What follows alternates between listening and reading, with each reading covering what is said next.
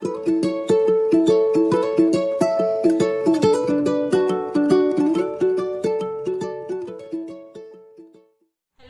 Traditional mom पर आपका बहुत बहुत स्वागत है।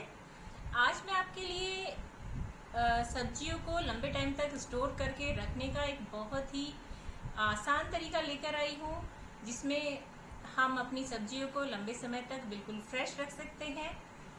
इन दिनों में क्या होता है, बाहर निकलना मुश्किल है और हम जब भी बाहर जाते हैं तो हमारी कोशिश रहती है कि हम अपनी ज़रूरत की सभी चीज़ें जल्दी से जल्दी ले लें। इसी वजह से हम थोड़े फल सब्जी एक्स्ट्रा ले आते हैं और फिर उनको स्टोर करना मुश्किल हो जाता है। फ्रिज में इतना स्पेस ही नहीं होता कि हम उनको आसानी से स्टोर करके रख सकें। तो आज मैं आपके साथ में वही तरीका शेयर करने वाली हूँ कि हम ज़्यादा से ज़्यादा सब्जियों को किस तरीके से स्टोर करके रख सकते हैं, जिससे वो लंबे समय तक हमारे पास बनी रहें और बिल्कुल फ्रेश रहें। तो चलिए देख लेते हैं। सबसे पहले बात करते हैं हम टमाटरों के स्टोर करने की। यहाँ पर ये मैंने आधा किलो टमाटर लिए हैं, क्योंकि एक बार में हम बहुत सारा नहीं कर सकते, हमारी आइस ट्रे इतनी बड़ी नहीं होती है, तो हम थोड़ा थोड़ा करके ही इनको क्यूब्स बनाकर रखेंगे। सबसे पहले यहाँ पर हम टमाटो का ये वाला पार्ट निकाल लेते हैं और इनको छोटे छोटे पीसेस में कट कर लेते हैं, जिससे हमारे टमाटर आसानी से पिस जाएं।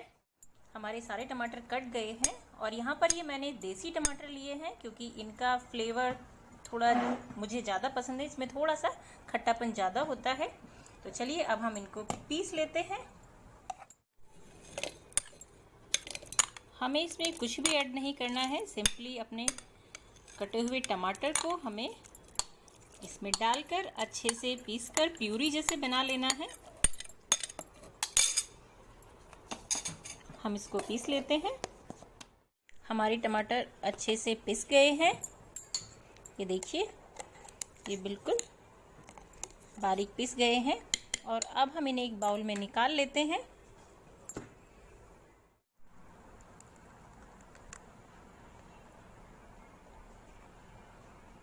यहाँ पर लेंगे हम अपनी आइस ट्रे और आइस ट्रे में हम अपनी ये टमाटो प्यूरी पोर कर देंगे इस तरीके से।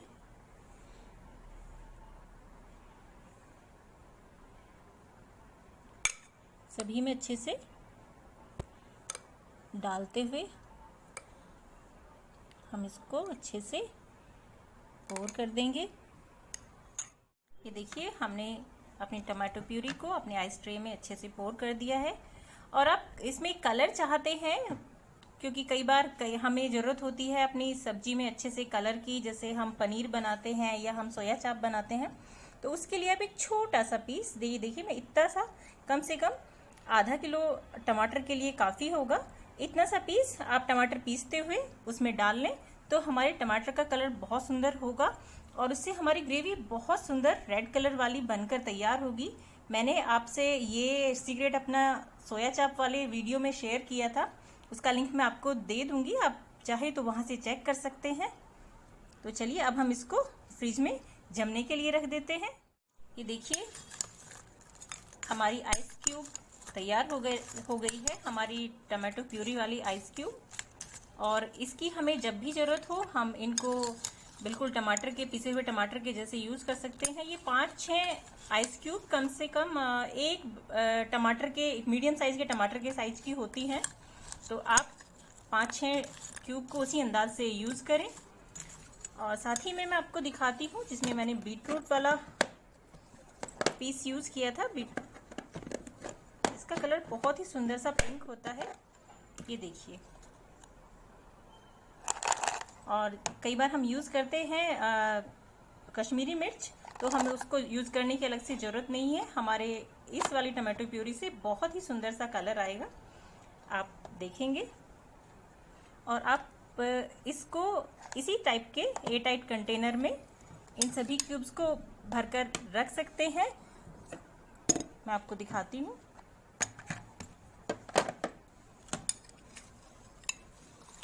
और अगर हम टमाटर को इस तरीके से रखते हैं तो इसमें हमारे फ्रिज में बहुत सारा स्पेस भर जाता है।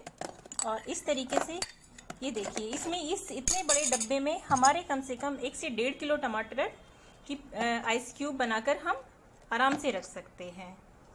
तो आप भी इस तरीके से कर सकते हैं और इनको बंद करके हमें फ्रीजर में ही रखना है और जब ज़रूरत हो हम इनको निकाल करके यूज़ कर सकते हैं। अब बात करते हैं हम पुदीने की। पुदीने को हम चटनी के रूप में यूज़ कर सकते हैं और साथ ही में कई बार हम रायता बनाते हैं, जलजीरा बनाते हैं, तो उसमें हमें इस तरह का फ्रेश धनिया ही ज़रूरत होती है। तो हम इसकी भी प्यूरी जैसे बनाकर रख लेंगे और इसमें साथ में हम कुछ चीज़ें और ऐड करेंगे। यहाँ पर मैं लूँगी 1 हरी मिर्च, आधा चम्मच हम जीरा लेंगे और आधा चम्मच काला नमक। इन सबको मिलाकर हम इसको पीस लेंगे। ये हमने इसको पीस लिया है और इसको भी हम आइस क्यूब के जैसे फ्रीजर में जमा लेंगे।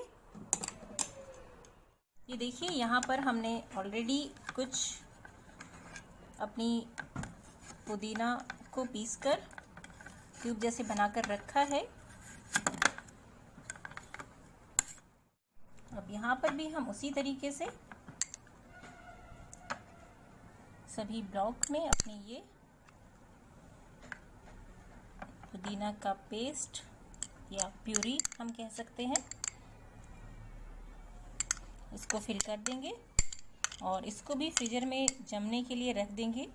यहाँ पर हम 1 क्यूब को लगभग 2 ग्लास जलजीरा बनाने के लिए यूज़ कर सकते हैं। आप इसमें नींबू का रस मिक्स करें और ठंडा पानी मिक्स करें, हमारा जलजीरा रेडी है। और छाछ में भी उसी तरीके से हम लगभग 2 ग्लास छाछ के लिए 1 ही क्यूब का यूज़ करेंगे, क्योंकि इसमें मिर्च भी है, जीरा है और पुदीने की अच्छी सी खुशबू है, तो ये इतना ही पर्याप्त होगा। अदरवाइज थोड़ा कड़वा फ्लेवर हो जाता है। बाकी थोड़ा आप अपने टेस्ट के अकॉर्डिंग एडजस्ट कर सकते हैं। तो चलिए हम इनको भी जमने के लिए रख देते हैं। हरे धनिए की, क्योंकि हरा धनिया बहुत जल्दी से ख़राब हो जाता है, इसको स्टोर करना थोड़ा मुश्किल होता है, लेकिन आप इस तरीके से करेंगे तो आपके पास धनिया 15 से 20 दिन तक आराम से रहेगा।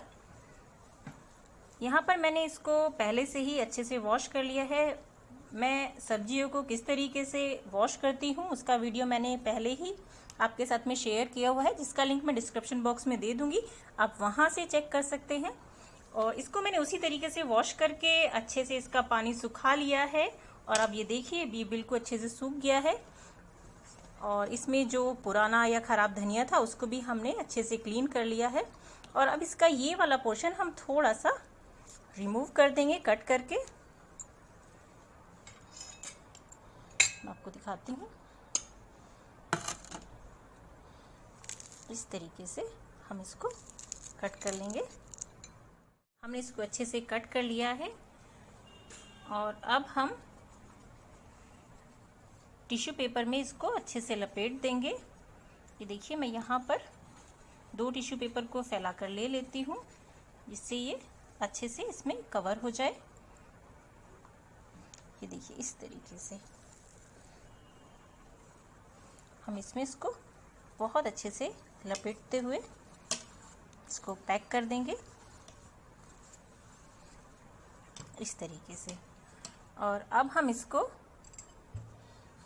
किसी एयर टाइट बॉक्स में नीचे भी एक टिश्यू पेपर लगाकर देखिए इस तरीके से इसको अच्छे से पैक कर देंगे। और जब भी आप निकालेंगे आपको आपका धनिया एकदम फ्रेश मिलेगा। और अब हम इसको बंद कर देते हैं।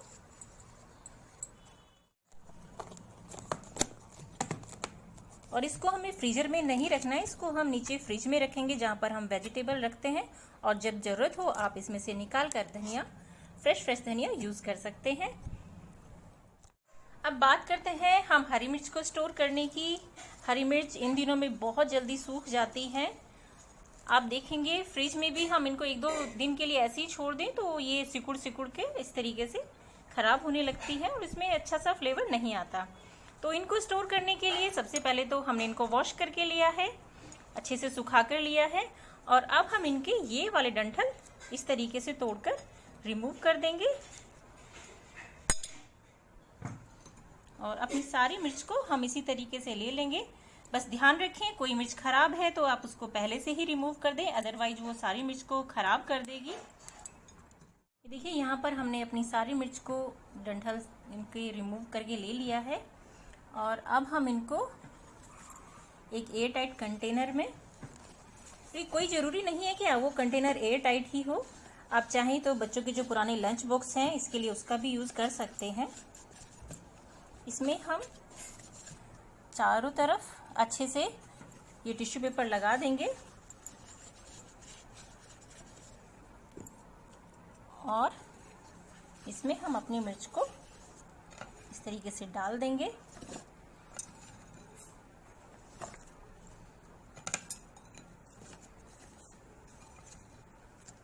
देखिए, और इस तरीके से कवर करके हम इसको लिड लगा देंगे और इसको हम नीचे फ्रिज में रखें जहाँ पर हम वेजिटेबल रखते हैं। वहाँ पर ये मिर्च आपकी कम से कम 20-25 दिन तक बिल्कुल फ्रेश बनी रहेंगी और आप इनको जब चाहे निकाल कर यूज़ कर सकते हैं। अब बात करते हैं हम नींबू की। ये देखिए नींबू, ये मैं अभी लगभग 15 दिन पहले लाई थी और उनको मैंने इस तरीके से स्टोर करके रखा है। यहाँ पर नींबू को मैंने एक टिश्यू पेपर में अच्छे से रैप करके रखा और आप ये देखिए ये अभी भी कितना फ्रेश है और ये देखिए फ्रेश और एकदम जूसी, क्योंकि अगर हम इनको सिंपली अपनी वेजिटेबल बास्केट में डाल देते हैं तो ये बहुत ड्राई हो जाते हैं, उसमें से रस निकालना भी बहुत मुश्किल होता है। आपको मैं एक और दिखाती हूँ, ये देखिए, और ये अभी लगभग 15 दिन पुराने नींबू हैं, अभी तक बिल्कुल फ्रेश हैं। आप भी इस तरीके से रखेंगे तो आपके नींबू आपके पास बहुत लंबे समय तक बिल्कुल फ्रेश बने रहेंगे। और अगर आपके पास बहुत ज़्यादा नींबू है, यानी आप 1 किलो या 2 किलो नींबू लेकर आए हैं, तो आप उनका रस निकालकर भी आइस क्यूब के रूप में जमाकर उनको स्टोर करके रख सकते हैं। मैं आपको एक बार अच्छे से दिखा देती हूँ हमें इसको किस तरीके से रैप करना है। यहाँ पर हम एक टिश्यू पेपर लेंगे और उसको हम इस तरीके से डबल ही ये हम इसको अपने नींबू के साइज के अकॉर्डिंग 2 पीसेस में डिवाइड कर लेंगे और इसमें हम नींबू को अच्छे से रैप करते हुए इस तरीके से रख लेंगे और इससे हमारे नींबू बिल्कुल फ्रेश रहेंगे। आप इसके लिए किसी एयर टाइट कंटेनर का यूज़ कर सकते हैं, चाहे कोई आपके घर में पुराने बच्चों के लंच बॉक्स या पुराने प्लास्टिक के डब्बे होते हैं, आप उनका भी यूज़ कर सकते हैं। बस इसकी इस तरीके से रैपिंग होना ज़रूरी है और ऊपर से लिड लगना ज़रूरी है और हमारे नींबू इस तरीके से लंबे समय तक बिल्कुल फ्रेश बने रहेंगे। अब बात करते हैं हम अदरक की। अदरक को भी हम, ये वाला अदरक मैं अभी लगभग 10-15 दिन पहले लेकर आई थी नींबू के साथ में ही, और मैंने आपको दिखाने के लिए इसको अभी निकाला है। और अब वापस से हम इसको कैसे पैक करके रखेंगे जिससे ये लंबे टाइम तक फ्रेश बना रहे, मैं आपको दिखाती हूँ। अदरक को भी आप इसी तरीके से एक एयर टाइट कंटेनर में पैक करके रख सकते हैं। इसी तरीके से इसमें नीचे टिश्यू पेपर लगाकर हम अदरक को स्टोर कर सकते हैं।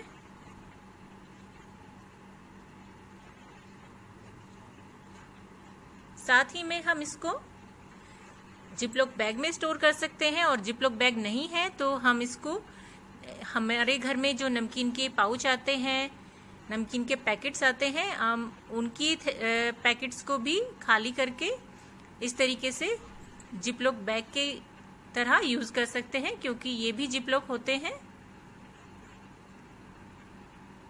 ये देखिए इस तरीके से, और यहाँ से हम इसको लॉक कर दें तो इसमें हमारी अदरक फ्रेश बनी रहेगी। मैं आपको दिखाती हूँ, इसको हम खोल लेते हैं और इसमें हम अपनी अदरक को, बस आप ध्यान रखिए आपने अदरक को धोकर अच्छे से सुखाया हो, इसमें पानी नहीं होना चाहिए। अब हम इसको पैकेट में डाल देते हैं और इसकी सारी एयर को अच्छे से निकालकर हम इसको लॉक कर देते हैं। और इस तरीके से रखने से हमारी अदरक बहुत लंबे टाइम तक फ्रेश बनी रहेगी। आप इस अदरक को कम से कम 1 महीना बहुत आराम से यूज कर सकते हैं, ये बिल्कुल फ्रेश रहती है।